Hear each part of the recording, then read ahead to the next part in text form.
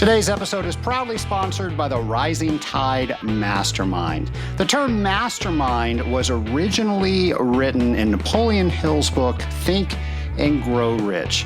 Before that, the earliest documentation that we have of a mastermind group was Ben Franklin's group that he used to meet every single week in a tavern that he called Huntus. Nation, there's no doubt about it. Life is too short to do it alone, and it's not very much fun to do it alone in. Nation, I urge you to go to scalinguph2o.com and find out if the Rising Tide Mastermind is right for you. I'd love to have a 15-minute call with you to explain all things Rising Tide Mastermind and see if this is a group that's right for you and you are right for the group. Go to scalinguph2o.com/mastermind. Hey folks, Trace Blackmore here, your host to the Scaling Up H2O podcast, everybody's favorite water treatment podcast. And I say that because our numbers are just so amazing. Now, I think I've shared on the show before, I really have to watch what our numbers show because then I start second guessing myself on how I talk and what I talk about. And it can be very interesting seeing all these ratings that are going on. But one of the ones I do look at is how many listeners that we have, how many countries we are in. And it is just amazing to me how many people we get to call brothers and sisters within the Scaling Up Nation. And we are in over 94 countries where people are listening to the Scaling Up H2O podcast. In fact, I was speaking to a gentleman just the other day from India, and he said he started using the expression in India, folks. So there we go. My Southern dialect is influencing around the world. I had one person tell me that they practiced their English by listening to me. I don't know if I would recommend that to anybody, but I will tell you, it sure is fun to be able to have a podcast like this and come to you each and every week with new material. Now, one of the things that I get so much feedback on is how we are letting you know all the things that are going on within the water treatment industry. And of course, I get the credit for that, but it is my fine staff that goes out and tries to find everything that is going on within the water industry so you have one place to find it.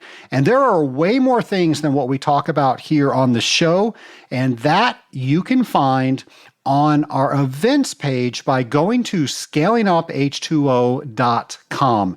There are just so many things that touch water within this industry, different conventions, different expos, different conferences. Those are probably all the same thing, but there's a lot of them out there, and you don't have to keep track of them because the great staff here is helping you with that.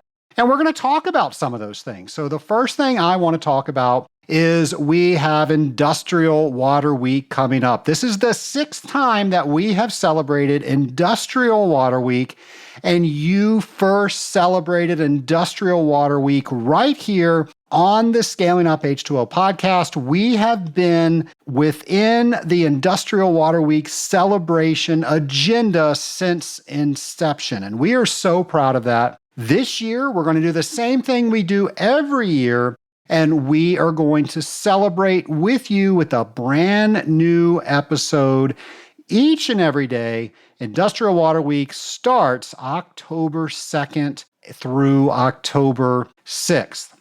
Now, here's the interesting thing. A lot of things are going on within that time. So it's very interesting that all these water events coincide with Industrial Water Week. Well, the first one is WEFTEC. WEFTEC starts September 30th and then ends October 4th. And that's going to be right during Industrial Water Week. The other thing is the Association of Water Technologies Conference. That takes place October 4th through 6th. And I don't think it's a coincidence that all these things are culminating together during Industrial Water Week. This is giving us so many ways to celebrate this year. And each and every year, more and more people celebrate Industrial Water Week. So if you are going to WEFTEC or if you're going to the Association of Water Technologies Conference, you have a reason to celebrate Industrial Water Week, and you're going to be with a lot of your friends where you all can celebrate in style. Now, if you're not going to one of those conferences, don't worry, you can celebrate Industrial Water Week on your own. And the best way to celebrate is listening to a brand new episode of Scaling Up H2O each and every day that week. We're going to start out with pre-treatment Monday, boiler Tuesday, cooling Wednesday, wastewater Thursday, and then we wrap up the week with careers Friday. And we have a lot of things in store for you during this Industrial Water Week, and I cannot wait to share all of that with you. One of the things I get asked all the time was, have I ever tried the water cake? And I can't remember which Industrial Water Week we brought the water cake to people's attention. It's been around since before George Washington's time. It was George Washington's favorite confection. It doesn't really say a lot about George Washington if you've tried this, but it is full of non-perishable items. So there's no milk, there's no butter, there is no, what else is in cake? Eggs. It's just all kind of flat stuff that you can carry around under a saddle, I guess. And he enjoyed pulling that out from under a saddle and eating a little piece of cake. And I've even heard that one company has a rites of passage. All their new people have to sample a water cake. So we'll have the water cake recipe up on our show notes page. Everybody always tries that during Industrial Water Week. And there's so many companies out there that do celebrate with an industrial water treatment cake each and every Industrial Water Week. And I want you to do that this year. Hopefully we get some more people that are hashtagging their photos to IWW23 so we can all see those photos. Now that's a little preview of some of the calls to action that I have during Industrial Water Week, where we share our smiling faces in front of the equipment of the themes I just mentioned for each and every day. Scale Up Nation, as you know, I love collaborating on this show with our friend James McDonald. So here's something that James has cooked up to get you in the mood for Industrial Water Week. These are the voyages of Industrial Water Week, to boldly celebrate with family, friends, and colleagues.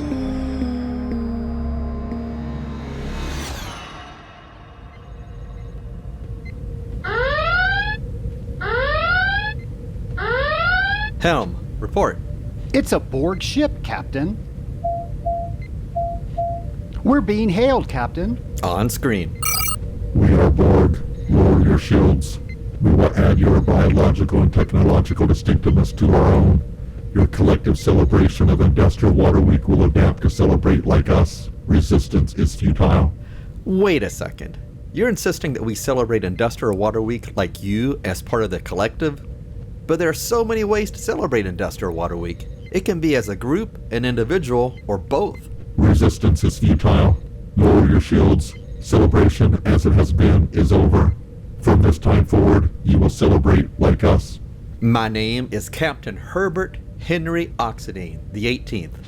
And I'll be darned if I'm gonna let the Borg tell me how to celebrate Industrial Water Week. We can celebrate with you, but not like you, nor as you. End communications. Direct hit, Captain H2O. They've scratched the paint on the port nacelle. Now I'm really annoyed. I just had that buffed and waxed. Evasive maneuvers Eta Eta Omicron. Modulate phaser frequencies. Randomize shield harmonics. Dust off those anti-Borg photon torpedoes and give them all we've got. And turn off that blasted sound.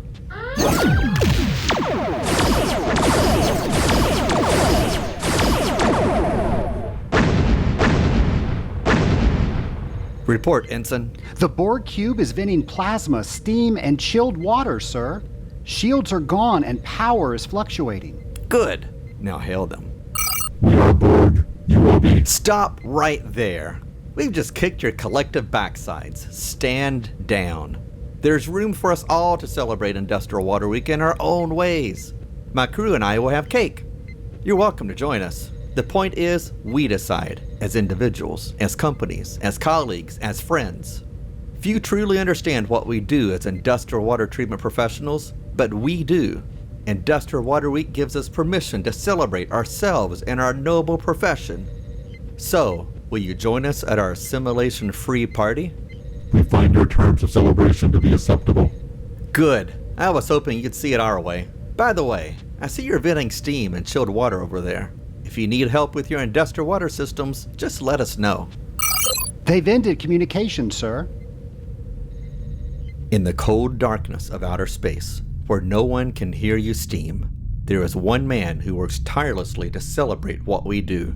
That man is Captain H2O, best water treater this side of the Milky Way, celebrating Industrial Water Week the first full business week of October, each and every year.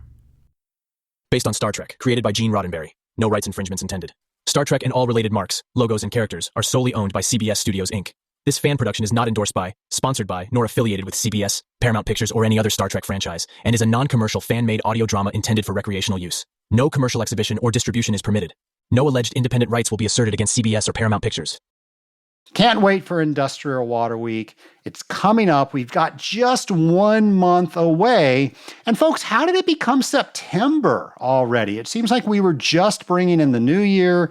Now we are in September. And here's some useless information. If you ever wondered where the word September comes from, that is from the Latin word septem, which means 7. And that's how October was named as well, if you were wondering about that. Now, here is maybe a trivial fact about Trace Blackmore. If you're playing the scaling up drinking game, I don't know if anybody does that. I don't even know if there is such a thing. But Trace Blackmore took 5 years of Latin. Don't know really what that did for me. Actually, I will tell you, it has helped me out quite a bit in chemistry. But hey, that's a good guidance counselor. Trace, take a dead language that you will never speak and spend 5 years studying it.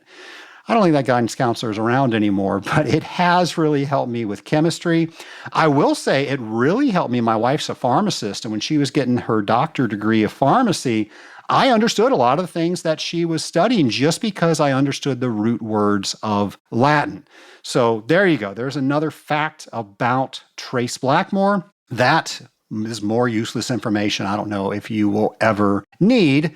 Let's talk about some more information. So I mentioned the Association of Water Technologies earlier. As I said, we are celebrating that smack dab in the middle of Industrial Water Week. And now here's the cool thing. I know a lot of you will be at the Association of Water Technologies conference in Grand Rapids, Michigan. Well, I'm going to be there too. And this is one of my favorite times each year because I get to see so many Scaling Up Nation members. So it's my hope that if you are there, we try to find each other. I want to talk to you. I want to hear what you think about this podcast. I love hearing about show ideas and guest ideas.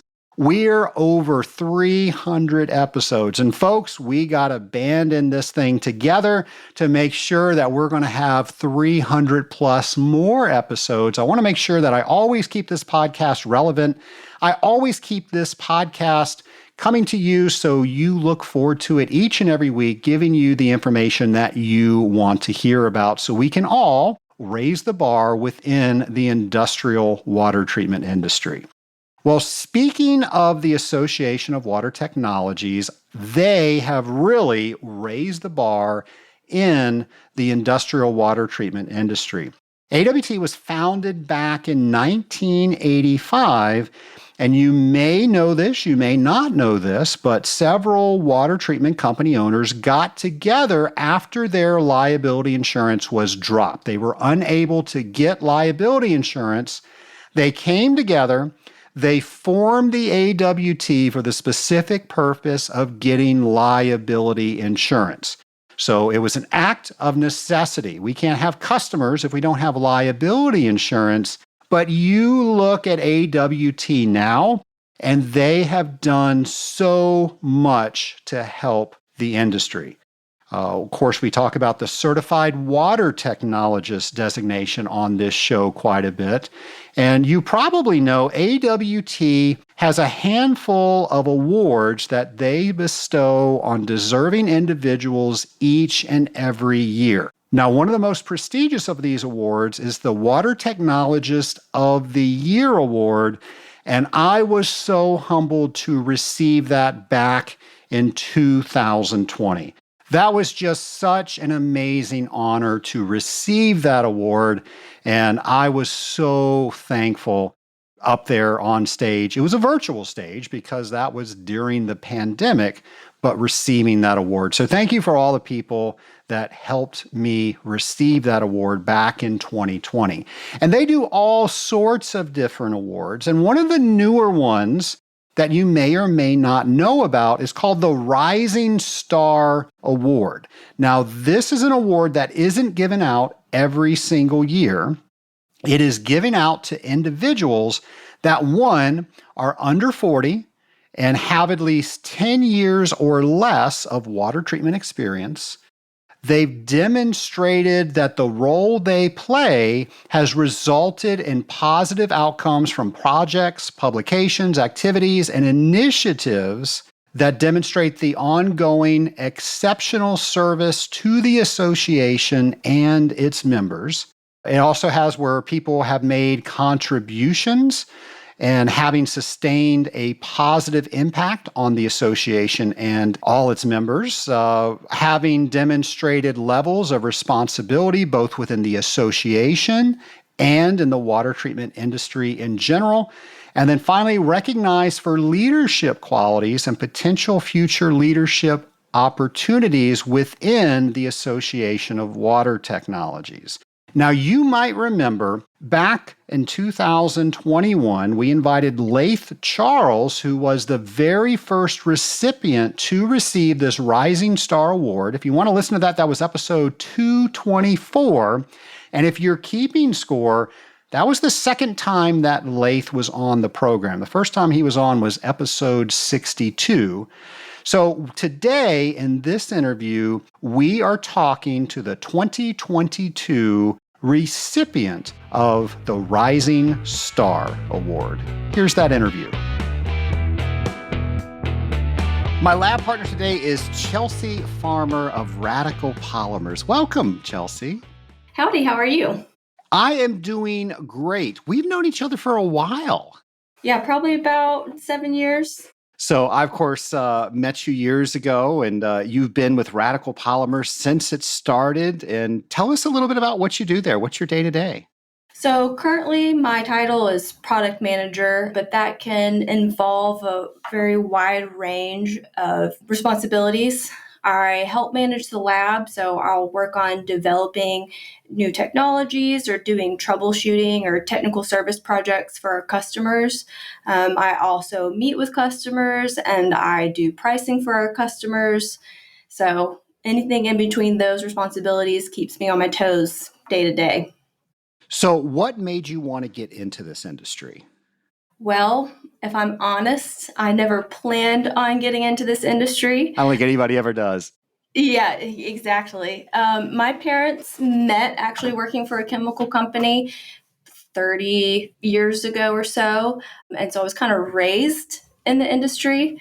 When I was in college, I didn't really know what I was going to do. I majored in chemistry and biology, and I got really into and enjoyed entomology. So that's what I actually ended up going to graduate school for, was entomology. And that's when our family was starting the company, and I didn't really have plans to come on board. But when I finished graduate school, I realized this was a really great opportunity to really learn a lot of new skills, and there was a lot of room for growth and development in this industry.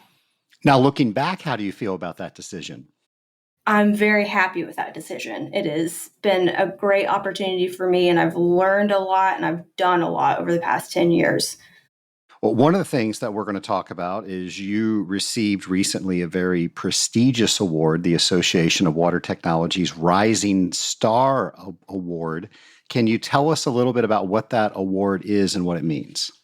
Yeah, so it's an award that AWT gives to an individual within the membership, somebody who has contributed to the industry over the past few years. And it was a very, very great honor to get that award. Yeah, we've actually got a picture of you accepting that award on our show notes page. So if the listeners want to check that out, we will have that on scalinguph2o.com. Yeah, and so when I got the award, again, I grew up in this industry. So I've actually been going to AWT since I was 5 years old. And I showed a picture of one of the very first AWT meetings that I went to. It was a picture of my dad and I at Universal Studios when it was in Orlando. I loved that. So very well deserved, and congratulations from all of us. Thank you very much. I appreciate that. So what's new on the horizon? Well, so our company, we are now part of MFG Chemical. So my role over the past year has changed, which is now the product manager.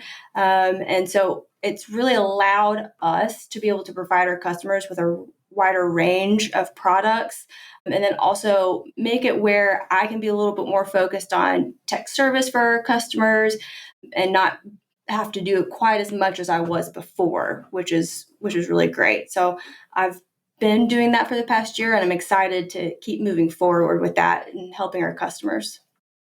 Something we're all dealing with are supply chain issues. And your company has been wonderful to my company in finding products that nobody else can find. So thank you for that, first of all. My question is that the new norm? Are things going to return back to where they were before all of these issues? What should we be preparing for?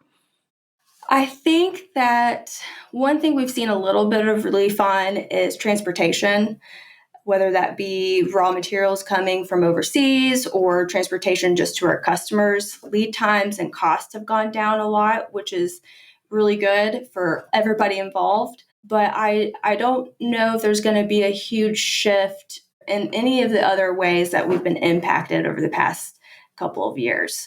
Or if there is a shift, it's gonna be a very slow shift back to what it was. I had heard that shipping rates were almost 10 times what they were just a few years ago. Yes, and the travel time as well was 2 to 3 times longer if you're lucky. So we were having to manage that significantly. I think we've all at least gotten better at managing it, so that's helpful, I guess. So something we do is we now keep a lot more product on hand. We're tying up more money, unfortunately, in inventory. But I'm curious, how do you deal with that? Because you're supplying all of us.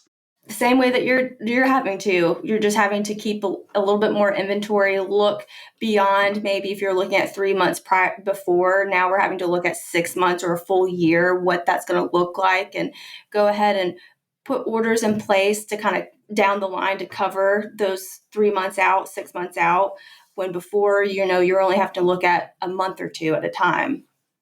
So you mentioned doing a lot of work in the lab. What does your regular day-to-day look like when you're in the lab?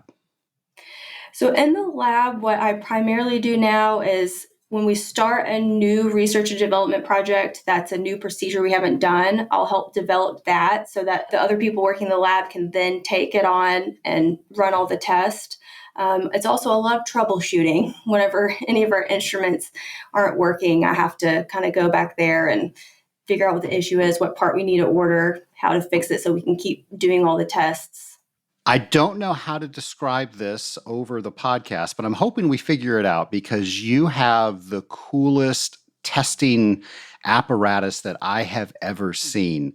Can you tell us, one, what that is, why you built it, and what it allows you to do? Yeah, so a couple of years ago, we spent a lot of time and money developing these pilot systems. So there are 2 pilot systems that are side by side that have heat exchangers, they have pumps to recirculate the water, corrosion racks, controls so we can measure PTSA, tag polymer, we can read conductivity, pH. And what it allows us to do is do side-by-side testing with our products and competitive products with synthetic water. And it really allows us to take the testing that we do in the lab, which is smaller scale. So that'll be kind of our basic field testing to see which products work or don't work. And then we can scale it up and see how it works in a bigger system and be able to introduce some different variables and also extend the time that we are running these tests. And by having that equipment, what do you think that allows you to do than not having that equipment? It gives us another big, huge data set that we can show our customers and say, here is how our product works. Here's its efficacy. This is how it is just as good, if not hopefully better than the competitive product. And I think that data is really informative to our customers and really impactful. And it really looks cool. Yes, it looks really cool. We love to show it off. Definitely a cool factor with that. Well, you mentioned tagged polymers, and we've done several episodes on tagged polymers. I got the pleasure of working with you and your company a couple of years back. I did a paper on tagged polymers.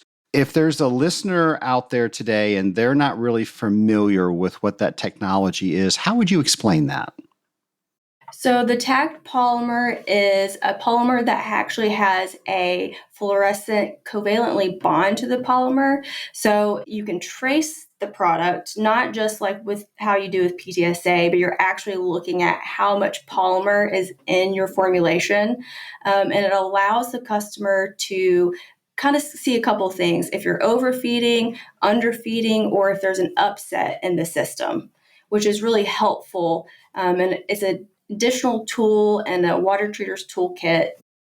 Something really interesting that I found when I was writing my paper, I looked at a couple different manufacturers' polymers, and something interesting that you do is you allow for PTSA to still remain in the product. And there's also a tag on the polymer, so you can see if there's any change between the two.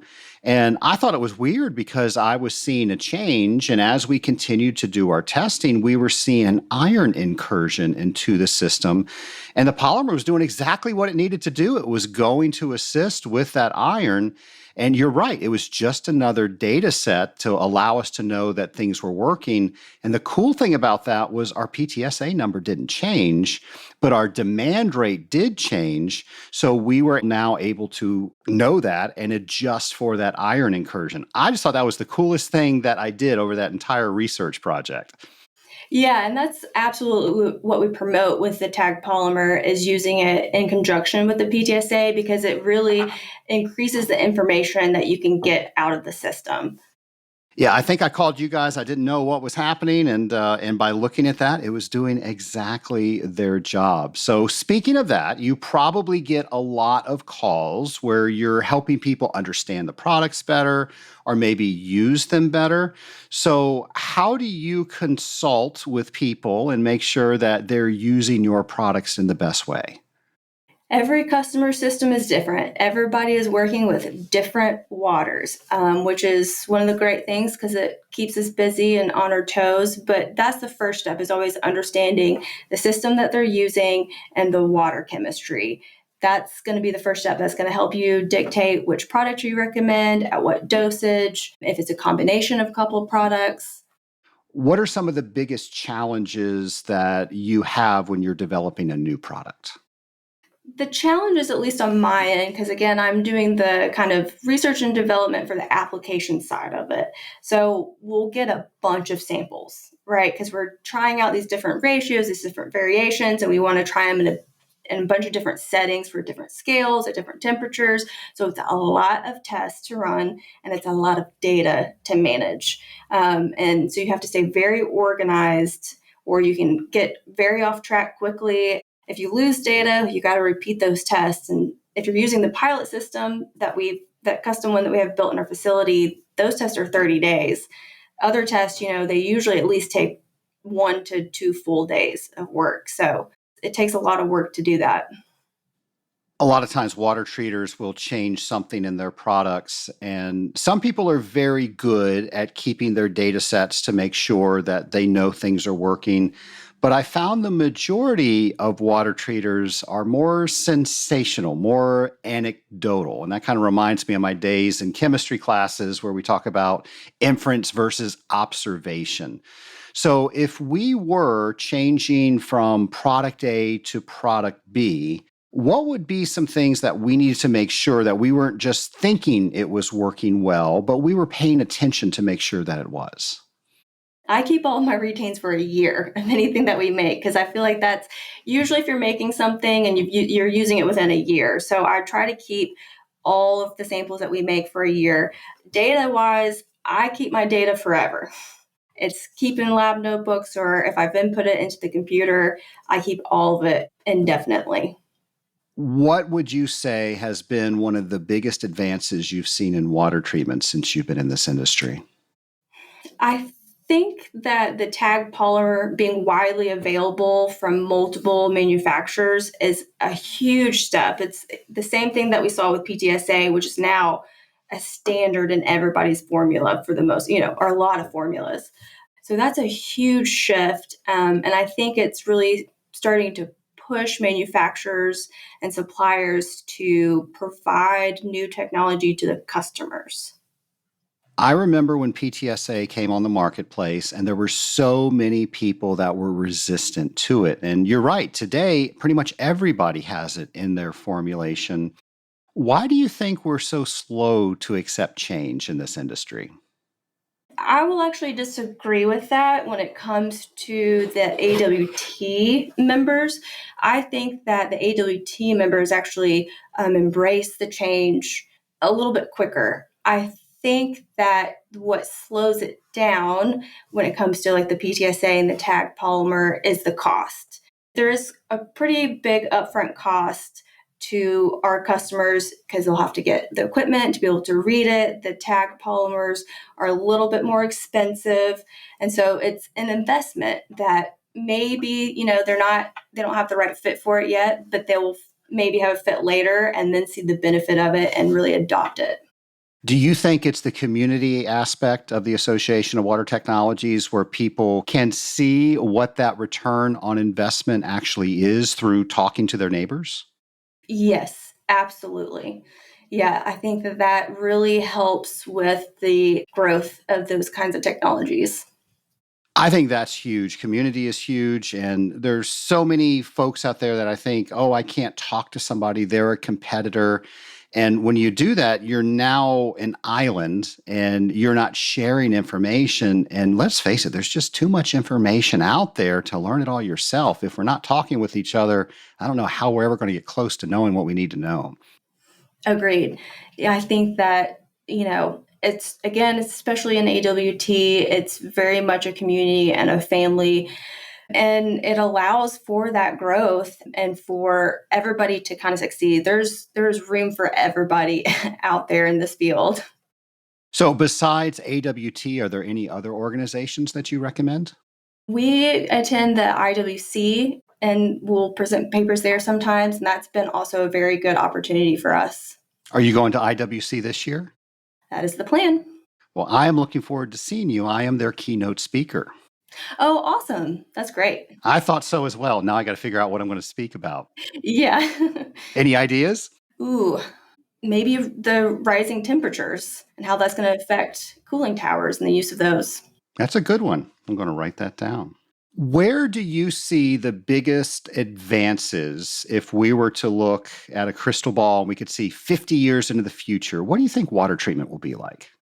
I think that's what really is pushing advances, or what's going to really push people to start doing things differently, is the regulations that we're starting to kind of see, especially like with the 0P in certain areas. So that's really going to have to force suppliers and water treaters to start thinking of something a little bit different that's going to suit everybody's needs. So if I can think back correctly, and this is way before my time, we eliminated chrome. A lot of places have eliminated zinc. A lot of places have eliminated molybdate. And now we're on to phosphate. So we're just going right on down the road. What's next? Ooh, probably 10 if that's already one, because that's what we've kind of started replacing the zinc with is 10. So probably going to have some regulation on that at some point. So we have a customer that they're having issues where they're sending out discharge water that's actually better than what they're bringing in with the city, but the city's not giving them what they want back. So they're having to do all this extra stuff just to make the water better that the city is giving them. So they really are cracking down. Yeah, it's always interesting when we'll get customers who are doing 0P or they have a 0P application and the city water that they're using has more phosphate in it than they're asking them to not discharge. And it's like, well, you're already starting with so much. Right, right. And that's so frustrating for customers, but the municipalities are not very flexible with that. No, they are not. Chelsea, we have a lot of people that are in school. They do listen to this podcast and they're considering a career in water treatment. What are some things that they should consider? And is this a good choice? I think it's a great choice. Despite my being very resistant to it in the beginning, it is a field where there is endless amount of possibilities. There's so much you can get involved in. There's so many things that you can do, whether that be research and development for products, being a water treater out in the field, working in a lab doing quality control. There's so much you can do. And it's not a field that I think is talked about enough.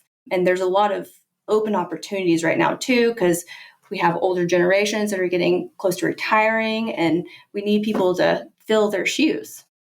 So you were a little resistant in coming into the water treatment world. And you said now that you did, you thought it was an amazing decision. What were some of the things that you did to maybe check some boxes to say, yes, this was a good choice, and maybe they can use those to guide their decisions?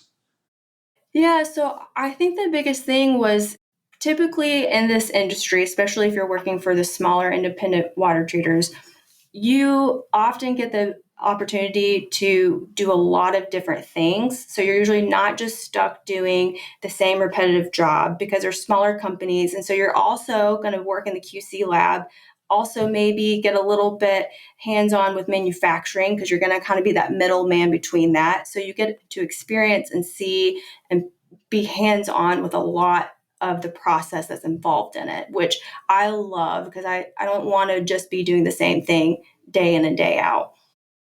That's what I love about this industry. You're not doing the same thing and it doesn't get bored. And I tell people on this podcast all the time that if you're bored, you're doing this job wrong. Absolutely. Absolutely. Chelsea, I get a lot of questions from people that I work with, and they have questions about blending. Blending is probably one of the voodoo magic things that we do in the water treatment industry. There are a couple of books out there that maybe help with that, but it's really experience and trying to figure out what goes in before something else. And I always struggle, other than telling people about my actual experience, where they can go to learn more information about blending. Do you have any resources? I wish there were more resources. I agree with that because it is a lot of trial and error. The AWT website does have a lot of great papers, maybe not specifically on blending, but if you look at different product types, it'll give you a feel of what they're usually used with and at what ratio. So it kind of gives you a good jumping off point. But I agree, it is one of those things you just have to learn from your mistakes a lot of the times. I was helping another AWT member not too terribly long ago, and they were building a product. They told me what was in it, and everything should have gone in together. And then I asked what the order of addition was. And immediately when they told me, I could say, oh, well, you're not putting those things in the right order. And their answer was, how do you know that? And I knew that because I messed that up too. Yeah, exactly. And that is probably one of the more frustrating parts of the job is when you're running into these issues, a lot of the stuff you can't just Google. The answers are not there. Well, that's a question now. So do you think eventually we'll be able to go to Chat GPT and say, build me a water treatment formulation? Yeah, if it gets enough information, maybe, but I think all of us are pretty safe with our jobs, at least for the next several years. Now, if we could put Mike Standish's brain into Chat GPT, maybe we would be able to get it. No, I'm all for that. So let me know how we can raise money or find out how to do the Vulcan mind meld or something with that. I love talking to your dad. He's one of my favorite people. We met each other on the board of AWT probably 2 decades ago, maybe even longer than that. And just a super nice guy. And that's, of course, where you and I met at AWT functions for that. So it's really been cool to watch you grow up, to watch you become such a formidable person within this field and create so much knowledge to help make the field better. So I just want to thank you for all that. It's just been amazing to be able to see. Thank you very much. And I think going back to the discussion we had about community within AWT, I absolutely would not be where I am, obviously, without my dad and all of his experience and this opportunity when we started the company. But also, all of the members at AWT have always been very supportive. And anytime I've wanted to get out there and learn a little bit more, they're always willing to put me out there and help us out too, specifically me as I'm kind of still learning. I mean, I will never be done learning in this industry. So it's a lot of thanks to everybody out there. I love that. My dad would always tell me if I thought I knew everything, it was the day I needed to leave. Yeah, absolutely. Well, I've got a few lightning round questions for you. Are you ready for those? Yes. All right. So here we go. If you could go back to your very first day doing the job that you're doing now, what advice would you give yourself? I would kind of just tell myself, a lot of days are going to be very frustrating. You're going to go into that lab and nothing's going to work. This instrument's just going to have decided it didn't want to do what it wanted to. You're going to have to repeat a lot of stuff. You're going to have to put in a lot of time and effort, but it's worth it. And you'll really enjoy it, because those first year or two was a lot of hard work. So same question, but now we're going to send you all the way back in time to when you were 5 years old and you were at Disney. What would you tell that person? It's going to end up being really great. What are the last few books that you've read? I am currently reading a book. It's called The Liberal Redneck. It is by these three comedians, Trey Crowder, Corey Ryan Forster, and Drew Morgan. And it's kind of just their perspective on the South, the good, the bad, in between. It's very funny, very smart. And then I think the book before that I was reading was David Sedaris' new book. What are some of your water treatment reference resources that you go to? I do use the AWT website a lot because they have a lot of the papers that were published. I often refer to Jasper Gill and Rob Ferguson's papers. Sometimes I'll find them on the AWT website, or I'll have them send them to me directly. There is also the standard methods of examination of water and wastewater. That was the most recent reference I used. I was just looking at it on my bookshelf. It's a very large, thick book that's very helpful as well. Do you have it dog-eared and highlighted? I have a couple of methods in there. Yeah, for sure. So when they make a movie about your life, who do you want playing Chelsea? Emma Watson. Good answer. Last question. You now have the ability to speak to anybody throughout history. Who would it be with and why? Who would it be with and why? So maybe somebody like Michelle Obama, a woman who's been in power, but maybe a little outshined by their partner, and how they kind of handle that, how to kind of make yourself known and stand your own ground and know who you are. What question do you think you would start out with asking her if you had that opportunity? How did you do that? How did you have your sense of self during that, or still now? Well, I want to thank you for coming on the podcast. It's been a pleasure, and congratulations on your recent award. I'm sure that there are many more awards in your future. And if somebody wants to find out more information about you and your company, where should they go?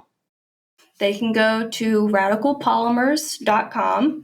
Has our product list on there, a little blurb about us as a company. Yep, they can check it out. And I also want to thank you. You guys were my very first sponsor to this podcast. That's great. Well, I really appreciate you having me, and I've enjoyed this very much. It was my pleasure. You take care, and I'm sure we're going to be having you back when you get your next award or the next paper you write. Thank you. Nation, some of the most technical conversations I have ever had at the Association of Water Technologies conference have been with Chelsea. It is amazing, all of the technology, all of the different technical questions that she knows about. And I've just had some great conversations with her. So if you are at the Association of Water Technologies conference, stop by the Radical Polymers booth and strike up a technical conversation with Chelsea. You will be very impressed, and you're going to go away knowing a lot more information than you started within that conversation. And I'm a huge fan of Radical Polymers. I've known Chelsea's dad for decades. That's hard for me to say that. And Mike Stan is just an incredible guy. And he was the one at an AWT conference to say, hey, Trace, why don't you offer a way for us to support, us being the water treatment vendors of the world, to support this podcast? He said, the podcast is the talk of this convention. Everybody's talking about it. There are a lot of people here like Mike that wanted to help support it. And Mike said, hey, you need to figure that out. And I got to tell you, I was so nervous that was going to water down the podcast. That really wasn't a pun that was intended, but I think it works.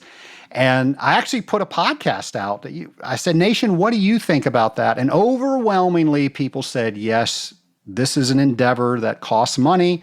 And with the more resources you have, the more resources you're going to be able to give to us. And that's what we did. Mike Standish was the very first person to support us. And now we've been extremely fortunate. It seems like the Scaling Up H2O podcast is the place to go if somebody wants to get their wares aware within the Scaling Up Nation with all the listeners that we have strong. And we're just very fortunate that that's the case. And if you're wondering, we came up with guidelines on how we decided on who we would allow to be a sponsor and who we wouldn't. So this is what we decided. One, if I personally have used the product and I've seen that it's made a difference in my life as a water treater, as a company owner, it is definitely fair game. But then there's so many things out there that I haven't used. So if I see the potential for that happening, that also qualifies. So if you're wondering how we choose who gets to be a sponsor on this podcast, it's not just a here's our check, we're going to be on the podcast. We want to make sure that when you tune in to the Scaling Up H2O podcast, that we've got real information for you. We've got things that we really believe can move the needle in your life with the things we're talking about and the people that are helping us sponsor this program. All that to say, that all came from Radical Polymers having a very nice conversation on the trade show floor at the Association of Water Technologies. I think that was when we were in Palm Springs, but I don't remember. I'm pretty sure it was, but Mike, if I'm remembering wrong, you can probably let me know. So there it is. And folks, one of my favorite things to do is bring you this podcast. I asked for this in the top of the show. I'm going to ask for it again. If you have an idea of what you want to hear on this show, don't keep that to yourself. You can go to our show ideas page by going to scalinguph2o.com, navigating over to our show ideas page, and you've got not one, but two ways to get that information to us. The first way is you can just simply type that in, and that lets us know everything that you want us to know. The second and more exciting way is for you to record your voice asking your question. And as you've heard before, I a lot of times play that very voice and then I will answer the question. And we use that content to allow us to do our Pinks and Blues episodes. And I have heard that those are some of our most anticipated shows. So we've got lots of those in the future planned out for you. But for now, I want to introduce my friend, James McDonald, with a brand new periodic water table with James. Hello and welcome to the Periodic Water Table with James. where we think and learn about water chemistry drop by drop. Please use your week to search online, ask your colleagues, or even pick up a book to learn more about each week's periodic water table topic. If you do, at the end of the year, you'll be 52 water chemistry smarter. So let's raise the water table of knowledge together and get started. Today's topic is hydrochloric acid, or HCl. How is hydrochloric acid used in industrial water treatment? How is its dosage controlled? How is its concentration measured? Is hydrochloric acid ever produced as a byproduct from other industrial water treatment applications? What are recommended safety precautions when handling hydrochloric acid? Why would hydrochloric acid be used instead of sulfuric acid in some pH control applications? Are there material compatibility concerns when storing, pumping, and applying hydrochloric acid that you need to know? How will the use of hydrochloric acid impact the level of chlorides in a water system? Why is it sometimes called muriatic acid? Remember, knowledge is power, and taking the time to learn more about water chemistry each week will help make you a force to be reckoned with. Be sure to post what you learned to social media and tag it with hashtag WaterTable23 and hashtag ScalingUpH2O. I look forward to learning more from you. Thank you, James. Next week's episode is a special episode. It is an insider's look of some of the things that we do within the Rising Tide Mastermind. I think this next week episode is going to teach everybody who listens something you don't expect to learn, but something that you will use in almost every encounter that you have. And it is my hope that next week's episode inspires you as much as it has inspired me. Until then, have a great week, folks. I'll see you next week. Scale Up Nation, you asked for it and it is here. So many of you are taking the Certified Water Technologist examination and you're wanting to get better information on how to better answer the mock exam. Now, this is the exam that you get when you sign up for the CWT exam. Well, I have heard your request and I've done exactly that. I have recorded a class that has exactly what you've been asking for. It is me answering each one of the questions and letting you know why I chose certain answers. And of course, everybody wants me to do math, and I do all the math on the mock exam. So you can see how to get the right answer. And I hope this is something that will help build your confidence so you can get your certification. You can go to scalinguph2o.com/CWT prep. Once again, that's scalinguph2o.com/CWT prep. Get out there and get your certification today.